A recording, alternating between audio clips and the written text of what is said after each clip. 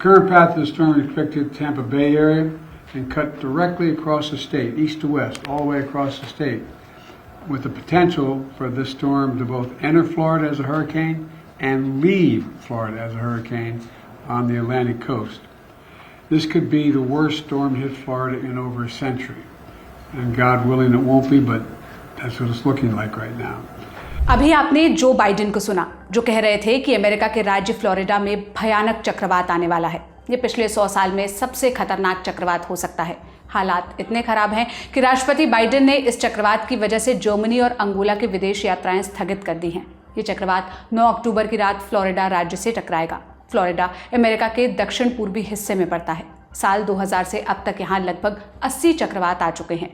इसने फ्लोरिडा में लगभग 20 लाख करोड़ का नुकसान किया है। आखिरी चक्रवात पिछले महीने 27 सितंबर को ही आया था। इसमें 227 लोगों की जान चली गई थी।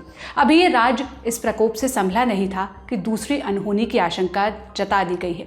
प्रशासन ने पहले ही तैयारियां शुरू कर दी है। नेशनल गार्ड को स्टैंड बाय पर रखा गया है। पूरे फ्लोरिडा में रेड अलर्ट जारी है। 60 लाख लोगों को घर खाली करने के आदेश दिए गए हैं। तो आज के शो में हम समझेंगे कि चक्रवात आखिर बनते कैसे हैं, अमेरिका में इतने चक्रवात क्यों आ रहे हैं और मिल्टन चक्रवात कितना खतरनाक है। नमस्ते, मेरा नाम सोनल है और आप देखना शुरू कर चुके हैं लल्लन टॉप का अंतर्राष्ट्रीय प्रसंगों से जुड़ा रोजाना का कार्यक्रम दुनियादारी, जहां आज चर्चा मिल्टन चक्रवात की। Brought to you by Sensodyne K, Haier and i10. SLS और पैराबेन तो उसका करंट ऑन। What then? इसके पोटेशियम आयंस करें टूथ का करंट गॉन, लाइफ का करंट ऑन। बेसिक से शुरू करते हैं। सबसे पहले समझते हैं कि चक्रवात आखिर बनता कैसे है।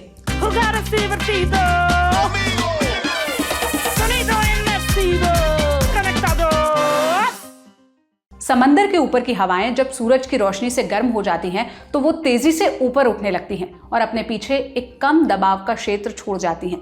इस कम दबाव के क्षेत्र की वजह से यहाँ एक खाली जगह बन जाती है। इस खाली जगह को भरने के लिए आसपास की ठंडी हवाएं तेजी से इसकी ओर आती हैं, लेकिन पृथ्वी के अपने धुरी पर लट्टू की तरह घूमने के कारण हवा का रुख अंदर की ओर मुड़ जाता है और इस तरह हवा एक साथ घूमने लगती है, जिसे चक्रवात कहते हैं।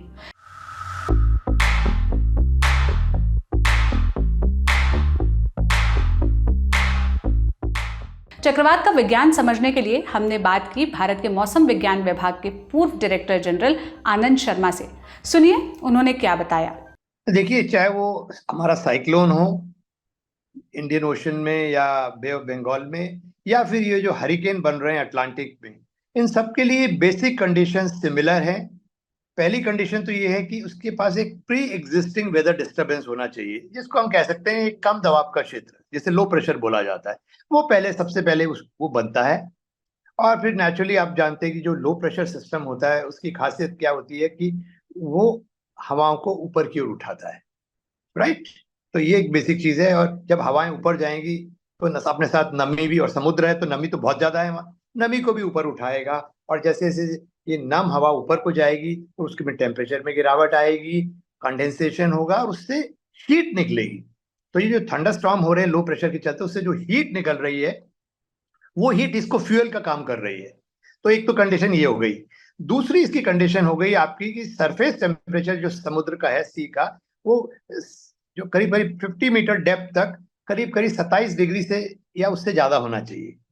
वो भी वहां पे बड़ा अच्छे से मिल रहा है। जैसे मैंने बताया, इस बार 29 to 31 चल रहे थे आपके अटलांटिक ओशन के अंदर। और तीसरा इसका इंपॉर्टेंट चीज है कि थंडरस्टॉर्म एक्टिविटी, जो मैंने पहले ही बताया कि लो प्रेशर है बना हुआ है तो उसके चलते बादल बनेंगे और मॉइस्चर ऊपर जाएगा, कंडेंसेशन होगा और बारिश भी होगी और हीट भी रिलीज होगी। वो जो मॉइस्चर है वो फ्यूल करता है, इसको स्ट्रेंथ देता है, वो इसका फ्यूल की तरह काम करता है हरिकेन के लिए। और उसके बाद नेक्स्ट एक और बड़ा इंपॉर्टेंट है कि जिसे कहते हैं विंड शेयर, यानी कि दो लेवल के बीच में जब जहां साइक्लोन है वहां पर तेजी से विंड स्पीड का नहीं ज्यादा बढ़नी नहीं चाहिए, उसका डायरेक्शन भी ज्यादा चेंज नहीं होना चाहिए। यदि विंड शेयर ज्यादा होगा तो क्या होगा, ये जो हरिकेन है वो बिल्कुल मतलब जिसे कहेंगे बहुत वीक हो जाएगा और खत्म हो जाएगा। तो यदि लो विंड शेयर होगा, ज्यादा हवाओं में तेज बदलाव नहीं होगा, तो ये स्ट्रेंथन हो जाता है, स्ट्रांग हो जाता है। और इसको हरिकेन कब बोलेंगे? जब इसमें करीब करीब 70 माइल्स पर आवर या मान लीजिए रफली 150 किलोमीटर प्रति घंटा की रफ्तार की जब हवाएं चलने शुरू हुई, तो उसको फिर ये सब जब कंडीशन मीट कर जाती है तो हरिकेन बन जाता है और उसको डिक्लेयर कर दिया जाता है। और उसके बाद आता है सैमसन सफीर स्केल, जिसमें इसको कैटेगराइज किया जाता है 1 2 3 4 5। 1 is the lowest stage and 5 is the highest stage depending on the severity। चक्रवात को आप ऐसे समझिए कि वो एक प्रकार का तूफान है। हालांकि तूफान के भी प्रकार और होते हैं, जैसे टाइफून, हरिकेन और टॉर्नेडो। अब सवाल ये है कि इनमें क्या अंतर है। जब हवाओं का ये बवंडर धरती पर बनता है तो आमतौर पर इसे तूफान कहा जाता है। वहीं जब ये समंदर में बनते हैं तो इसे हरिकेन कहते हैं। हरिकेन, साइक्लोन और टाइफून तीनों एक ही चीज होते हैं। दुनिया भर में साइक्लोन को अलग अलग नामों से बुलाया जाता है, जैसे उत्तरी अमेरिका और कैरिबियन आइलैंड में बनने वाले साइक्लोन को हरिकेन, फिलीपींस, जापान और चीन में बनने वाले साइक्लोन को टाइफून, और ऑस्ट्रेलिया और हिंद महासागर यानी भारत के आसपास आने वाले तूफान को साइक्लोन कहा जाता है। ये तो हुई बात चक्रवात के विज्ञान की। अब आते हैं मिल्टन चक्रवात पर। ये अमेरिका से कब तक टकरा सकता है? इस वीडियो के रिकॉर्ड करते समय तक चक्रवात गल्फ ऑफ मैक्सिको में मौजूद था, जिसे आप मैप में देख सकते हैं। अमेरिका के नेशनल हरिकेन सेंटर NHC ने अनुमान जताया है कि मिल्टन 9 अक्टूबर की रात को फ्लोरिडा राज्य से टकरा सकता है। सबसे ज्यादा नुकसान टैम्पा शहर में हो सकता है। यह फ्लोरिडा का एक तटीय शहर है। मौसम विभाग के मुताबिक इस चक्रवात की वजह से 5 मीटर तक की लहर भी उठ सकती है। इससे नुकसान की आशंका और बढ़ सकती है। सवाल अब यह भी उठता है कि यह चक्रवात कितना खतरनाक है। चक्रवातों की तीव्रता मापने के लिए एक स्केल बनाया गया है। इसमें 1 से 5 तक की श्रेणी होती है। 1 यानी सामान्य चक्रवात और 5 यानी सबसे ज्यादा खतरनाक।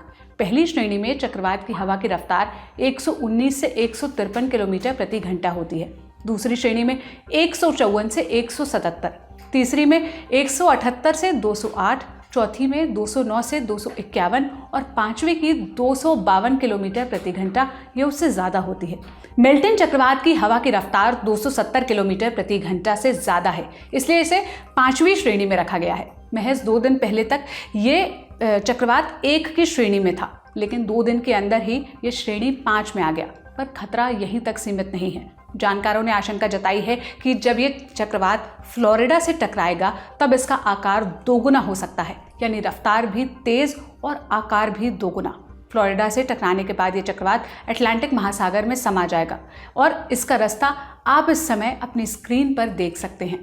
अब सवाल ये है कि इससे बचने के लिए क्या तैयारियां की जा रही है।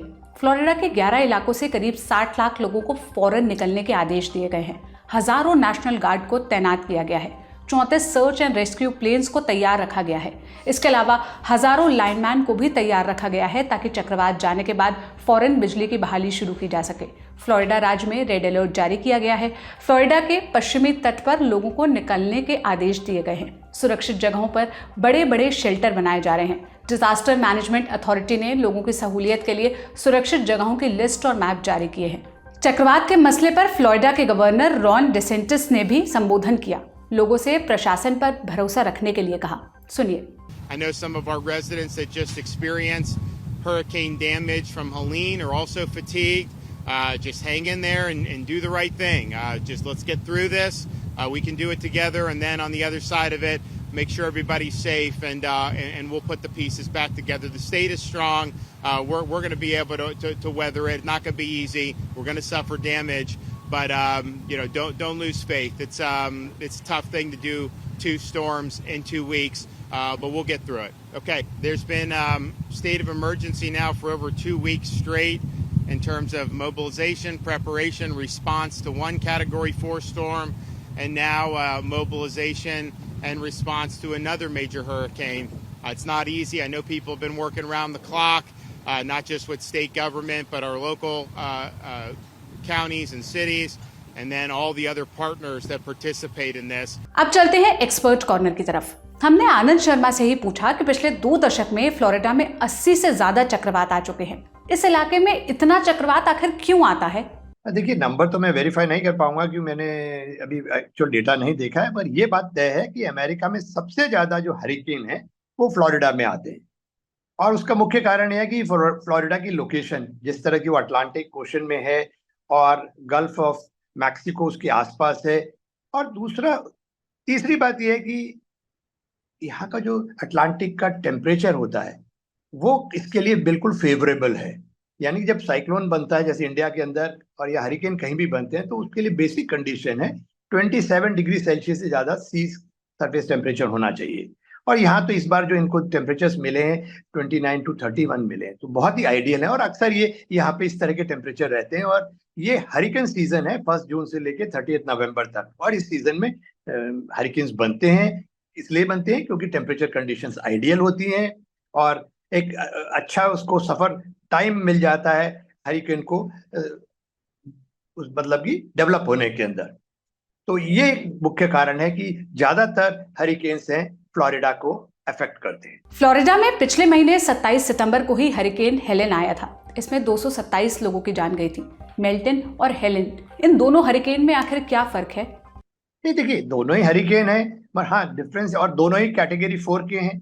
यानी जो यूएस है वो डिफाइन करता है हरिकेन्स को category 1, 2, 3, 4 and maximum 5 category based on Saffir Simpson scale जो कि 1851 में डेवलप किया गया था। और हेलेन भी कैटेगरी 4 था। पहले ये मिल्टन को बोल रहे थे कि ये शायद कैटेगरी 5 का हो, अब उन्होंने उसको थोड़ा कम किया है, कैटेगरी 4 का उसको रखा गया है। हाँ डिफरेंस होता है क्योंकि हरिकेन जो डैमेज होती है हरिकेन के चलते वो 3 तरह से होती है। एक तो होता है बहुत ज्यादा बारिश का होना, भारी, बहुत भारी और अत्यधिक भारी वर्षा। दूसरा होता है कि जो आपके कहते हैं स्टॉर्म सर्ज है, जो बड़ी बड़ी लहरें उठती हैं समुद्र में, उनके चलते नुकसान होता है। और तीसरा होता है तेज हवाओं के चलते। तो इस बार की बात करें तो करीब करीब जो आपका मतलब कि हेलेन जो था उसमें और इसमें कोई बहुत ज्यादा विंड में फर्क नहीं होने वाला है। पहले तो ये आंका गया था कि इसकी भी करीब करीब 250 किलोमीटर प्रति घंटा की रफ्तार से तेज हवाएं इसमें भी चलेंगी और उससे भी ज्यादा भी हो सकती है, मगर उनका कि नहीं इसके आसपास ही रहेंगी। मगर चूंकि जो जहां पहले आपने देखा कि हेलेन ने लैंडफॉल किया था वो एरिया ज्यादा पॉपुलेटेड नहीं है, उसके बावजूद भी वहां 200-220 डेथ्स हो गई। और ये जो एरिया टैंपा के आसपास इसको हरिकेन लैंडफॉल एक्सपेक्ट कर रहे हैं और वो हाईली पॉपुलस एरिया है, तो वैसे ही वहां पे उन्होंने वार्निंग लगा के उन लोगों को हटा दिया गया होगा वहां से। तो कहने का मतलब अगर सेम विंड स्पीड एक हाई पॉपुलेशन एरिया में करेगी तो उसका डैमेज के चांसेस ज्यादा बढ़ जाते हैं। और जहां तक रेनफॉल का सवाल है, हेलेन में शायद करीब करीब 31 इंचेस के आसपास गिरी थी उसमें। इसमें एक्सपेक्ट कर रहे हैं ये कि शायद 18 इंच के आसपास ही रहे। एक तो दूसरा डिफरेंस हो गया। तीसरा डिफरेंस है कि स्टॉर्म सर्ज का, तो वहां पे भी करीब करीब मुझे लग रहा है कि वो एक्सपेक्ट कर रहे थे काफी, मगर जो मैक्सिमम शायद स्टॉर्म सर्ज गई वो शायद 8 फीट के आसपास की थी। और इसमें इस केस में वो एक्सपेक्ट कर रहे हैं कि शायद 15 फीट तक जो है स्टॉर्म सर्ज चली जाए, यानी कि पानी की लहर 15 फुट तक, यानी कि 1 स्टोरी का घर जो है वो पानी में डूब सकता है। तो इसलिए लोगों को कह दिया गया कि भाई अपनी जो जरूरत चीजें हैं वो शिफ्ट कर लें, यदि आप ऊपर के फ्लोर पे चले जाएं और सेफ रूम में रहें, जो सेफ इलाका है आपका। और जो बिल्कुल ही चपेट में आने वाला इलाका है वहां से तो लोगों को पहले से ही हटा लिया गया है। मिल्टन हरिकेन कितना खतरनाक है और इससे कितना नुकसान हो सकता है? नहीं देखिए, मैंने कहा कैटेगरी 4 है, तो कैटेगरी 4 तो डिस्ट्रक्टिव हरिकेन है ही, कोई डाउट नहीं है उसमें। आप समझ सकते हैं जिसमें 15 फुट तक की लहरें यानी स्टॉर्म सर्ज उठेगी, 250 किलोमीटर प्रति घंटा की रफ्तार की हवाएं चलेंगी और करीब करीब आपकी 15 से लेके 20 इंचेस तक का रेनफॉल हो सकता है, उससे भी ज्यादा हो सकता है, उससे ज्यादा हो सकता है। तो ये जो तीनों चीजें ये डिस्ट्रक्टिव तो हैं, कोई डाउट नहीं है। और मैंने जैसे बताया कि हाई पॉपुलेशन एरिया है वो, और कुछ लोग अक्सर ऐसा होता है जबकि सरकार उसको पहले से ही सबको चेतावनी दे रही है, अर्ली वार्निंग उन्होंने शुरू कर दिया है, लोगों को वैकेट करने के लिए बोल दिया गया है, मगर कुछ लोग फिर भी ऐसे होते हैं जो मतलब मानते नहीं है और वो वहीं रह जाते हैं, तो उससे उनकी डेथ होने का खतरा रहता है। अब देखिए 220 के करीब लोग तो हेलेन में भी उनकी डेथ हुई, जबकि हमारे यहाँ जब आजकल आपका साइक्लोन आता है तो एकदम फटाफट मतलब गवर्नमेंट्स एक्टिव हो जाती हैं और that figure we have brought down to मतलब लेस देन 3 फिगर, या कई बार तो 10-15 ही लोग ही 20 होते हैं। मगर वहां पर आज भी देखिए कितना एडवांस कंट्री है और फिर भी कुछ लोग जो है नहीं मानते हैं और वहीं रहते हैं। और ऐसी स्थिति में तो नेचुरली बिल्कुल सेफ जगहों पे चला जाना है, क्योंकि इस चीजों से बचने का कोई इलाज नहीं है। यदि आप उसकी लाइन में खड़े रहेंगे जहां से वो पास कर रहा है तो डेफिनेटली डैमेजेस होंगी, लॉस ऑफ लाइफ होगा, लॉस ऑफ प्रॉपर्टी होगा। अब अमेरिका के इतिहास में आए 5 सबसे भयंकर चक्रवातों की कहानी जान लेते हैं। पहला है ग्रेट गैल्वेस्टन हरिकेन। ये जो था ये आया था साल 1900 में। इस चक्रवात ने सबसे ज़्यादा तबाही टेक्सास राज्य में के गैल्वेस्टन शहर में मचाई थी। ये कैटेगरी 4 का चक्रवात था, लेकिन इसका नुकसान 5वीं कैटेगरी से भी ज़्यादा का था। इसे अमेरिकी इतिहास की सबसे खतरनाक प्राकृतिक आपदा के तौर पर देखा जाता है। इसमें 3,500 से ज़्यादा इमारतें नष्ट हुई थी। इसमें 8,000 से ज़्यादा लोग मारे गए थे। दूसरे नंबर पर आता है ओकीचोबी हरिकेन। यह आया था साल 1928 में। कैटेगरी 4 का ये चक्रवात था। फ्लोरिडा पहुंचने से पहले ही इसने कैरिबियन इलाके को तबाह कर दिया था। इसमें 2500 से ज़्यादा लोगों की मौत हुई थी। इनमें से अधिकांश प्रवासी मजदूर थे। तीसरे नंबर पर है लेबर डे हरिकेन। यह आया था साल 1935 में। सितंबर का महीना था। फ्लोरिडा में इसने तबाही मचाई थी। इसमें हवा की रफ्तार लगभग 185 किलोमीटर प्रति घंटा थी। इसमें करीब 408 लोगों की मौत हुई थी। इनमें से ज़्यादातर पहले विश्व युद्ध के पूर्व सैनिक थे जो फ्लोरिडा कीज में काम कर रहे थे। फ्लोरिडा कीज फ्लोरिडा के दक्षिणी तट पर एक द्वीप समूह है। नंबर 4 पर है कैमिल हरिकेन। साल था 1969। यह अमेरिकी ज़मीन पर आने वाला दूसरा सबसे बड़ा चक्रवात था। इसकी वजह से 24 फीट ऊंची तूफानी लहरें उठी थी। इसकी वजह से अमेरिका के मिसिसिपी तट पर बाढ़ आ गई थी। वहाँ लगभग सब कुछ तहस नहस हो गया था। इसमें करीब 250 लोगों की मौत हुई थी। और 5वें नंबर पर है कैटरीना हरिकेन। यह आया था साल 2005 में। कैटरीना अमेरिकी इतिहास के सबसे विनाशकारी तूफानों में से एक है। न्यू ऑर्लियंस इसकी चपेट में आया था। चक्रवात और इसके बाद आई बाढ़ में लगभग 1300 लोगों की मौत हुई थी। 10 लाख से ज़्यादा लोगों को विस्थापित होना पड़ा था। ये 1928 के बाद सबसे खतरनाक चक्रवातों में गिना जाता है। तो यहीं तक था हमारा बड़ी खबर सेगमेंट। अब सुर्खियां जान लेते हैं। आज की पहली सुर्खी मिडिल ईस्ट तनाव से जुड़ी हुई है। इजराइल के प्रधानमंत्री बेंजामिन नेतन्याहू ने लेबनान के लोगों के नाम एक वीडियो संदेश जारी किया है। इसमें उन्होंने चेतावनी दी है। बोले, लेबनान का हाल भी गाजा जैसा होने वाला है। सुनिए। You have an opportunity to save Lebanon before it falls into the abyss of a long war that will lead to destruction and suffering like we see in Gaza. It doesn't have to be that way. Each of you can take a step for your future, even a small step. You can make a difference. Netanyahu ने दावा किया कि Israel ने Hassan Nasrallah और उनके replacement को मार गिराया है। Israel has a right to defend itself. Israel also has a right to win, and Israel will win. We've degraded Hezbollah's capabilities. We took out thousands of terrorists, including Nasrallah himself, and Nasrallah's replacement, and the replacement of his replacement. Today, Hezbollah is weaker than it's been for many, many years. 27 सितंबर को Israel ने Beirut में Hezbollah के मुख्यालय पर बमबारी की थी। इसमें हिजबुल्लाह के चीफ हसन नसरल्लाह मारे गए थे। इस हमले में हिजबुल्लाह के कई सीनियर कमांडर्स की भी मौत हुई थी।